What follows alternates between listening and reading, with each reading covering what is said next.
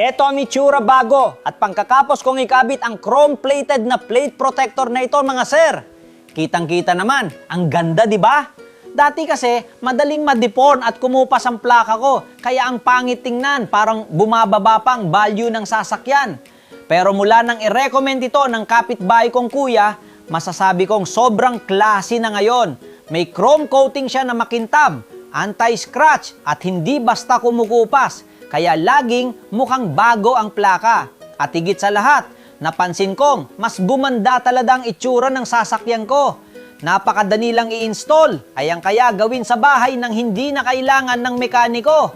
Tanggalin lang ang protective film, ilapat sa plaka, ayusin sa gitna ng frame at saka higpitan ng mga turnilyo. Ganun lang kasimple, kahit sino kayang gawin sa bahay. Kung gusto ninyong bumili, may link ako sa ibaba o pwede rin kayong mag-message sa akin para maka-order kayo.